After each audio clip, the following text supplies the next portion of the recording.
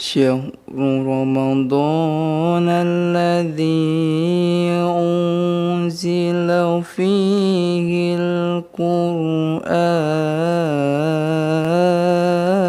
Assalamualaikum القرآن. warahmatullahi wabarakatuh. Alhamdulillahirabbil alamin.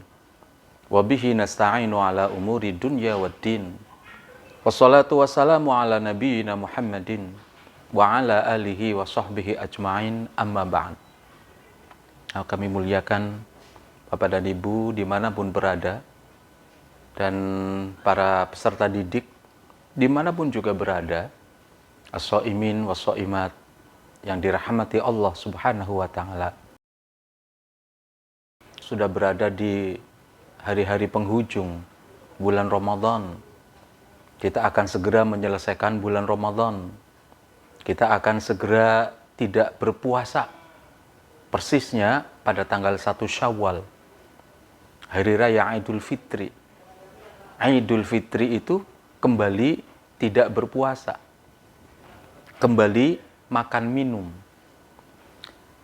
Inilah mulianya ajaran agama kita.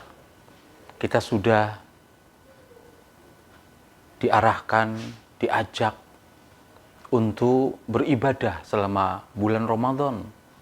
Kita menempa diri, kita mensucikan diri, kita membiasakan dengan amalan-amalan aneka macam ibadah. Nah, di Idul Fitri, akhir Ramadan, awal Syawal, kita disempurnakan lagi dengan ibadah yang lain, yaitu zakat fitrah. Zakat fitrah, zakat itu untuk mensucikan. Fitrah itu kaitannya dengan Idul Fitri. Zakat yang dilakukan setelah kita tidak berpuasa. Zakat yang terkait dengan Hari Raya Fitri. As-shaimin was-shaimat yang dimuliakan Allah Subhanahu wa Ta'ala. Nabi kita memerintahkan dalam hadisnya bahwa zakat fitrah itu fungsinya tuhrotan lis-shaim. Tuhrotan, mensucikan orang yang berpuasa. Orang berpuasa sudah suci, tambah suci lagi tuh dengan zakat fitrah. Wa tu'matan lil masakin, dan untuk memberi makanan kepada orang-orang miskin yang membutuhkan. Ada lagi hadis Nabi yang memerintahkan kita agar segera menunaikan zakat fitrah itu. Uhnuhum anit ta'affuf.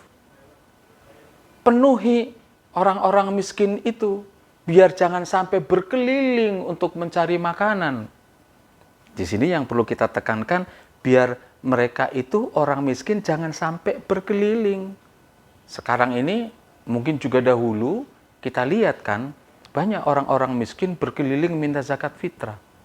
Kalau Nabi kita perintahkan, penuhi mereka, sehingga tak perlu berkeliling. Di sini bisa kita pahami bahwa zakat fitrah itu idealnya memang disampaikan kepada para masakin yang berhak menerima. Tidak kemudian orang miskinnya yang datang untuk mengambil.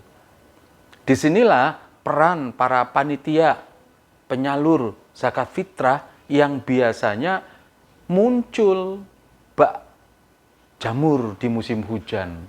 Kalau sudah menjelang Hari Raya Idul Fitri, hampir berbagai macam ormas, sekolah, RT, RW, kelurahan, sampai juga musola-musola, masjid-masjid, bahkan organisasi, ada yang organisasi Islam, ada yang organisasi umum, semuanya ingin berpartisipasi dalam zakat fitrah ini.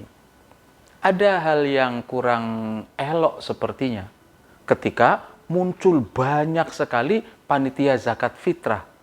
Yang panitia zakat fitrah itu kemudian membagikan beras fitrahnya itu dengan cara antri, dengan cara kupon. Nah, ini nggak sesuai dengan hadis tadi.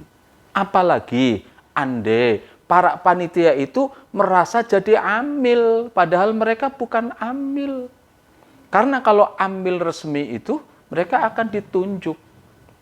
Kalau zaman dulu oleh khalifah, Kalau zaman sekarang ya presiden mengamanatkan kepada Menteri Agama atau kepada Basnas, bukan menunjuk diri sendiri, bukan membentuk sendiri. Kalau membentuk sendiri itu bukan amil zakat.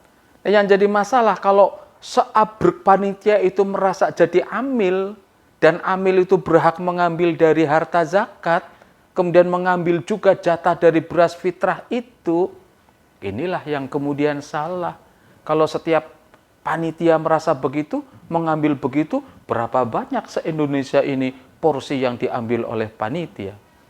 Maka idealnya memang sesuai dengan hadis tadi, serahkanlah zakat fitrah itu kepada orang miskin, sehingga ada hubungan timbal balik antara si penerima dengan si pemberi. Kalau hanya lewat panitia, panitia itu wakil dari kita, sehingga kita tidak bisa merasakan secara langsung bagaimana kondisi rumah, kondisi keluarga orang-orang miskin yang kita tahu kalau kita mengantarkan zakat fitrah kita ke tempat-tempat mereka, sehingga mereka tidak perlu berkeliling. Zakat fitrah idealnya semacam itu. Dan zakat fitrah seperti sudah kita ketahui bersama, bisa berupa makanan pokok. Kalau zaman Nabi atau di Saudi sana pakai kurma. Karena di antara makanan pokok mereka ya kurma itu. Kalau kita beras, ya kita ganti dengan beras. Sesuai dengan analog, dengan kias antara makanan pokok di sana dengan makanan pokok di kita. Basnas itu sudah memberikan ancer-ancer, patokan kalau bisa sih diganti dengan uang, walaupun ada yang nggak membolehkan. Itu sebesar Rp40.000 untuk di era tahun sekarang ini. Atau 2,5 kilogram beras yang setara dengan 3,5 liter beras. Berasnya harus sama dengan beras yang kita makan atau lebih bagus. Jangan sampai kemudian beras yang diberikan zakat fitrah kualitasnya lebih rendah dari yang harian kita makan. Dan zakat fitrah itu harus dilakukan, diserahkan sebelum kita sholat Idul Fitri. Sebelum imam khotib naik ke mimbar, itu harus sudah diserahkan. Kalau lewat itu, sudah enggak berlaku lagi sebagai zakat fitrah, tetapi sebagai sodakoh biasa.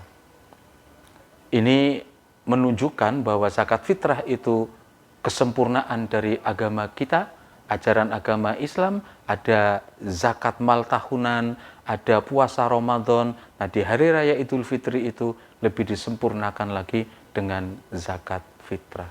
Mudah-mudahan kita bisa melakukan puasa dengan sebaik-baiknya, menutup puasa dengan sebaik-baiknya, menutup puasa dengan menyerahkan zakat fitrah kita bagi semua keluarga kita. Baik bayi yang baru lahir, laki-laki, perempuan, budak, siapapun itu wajib mengeluarkan zakat fitrah. Semua orang yang ada di bawah tanggungan kepala keluarga itu harus diserahkan zakat fitrahnya. Demikian, mohon maaf atas segala kekurangan. Mudah-mudahan bermanfaat bagi kita semua. Wabillahi taufiq wal hidayah. Wassalamualaikum warahmatullahi wabarakatuh.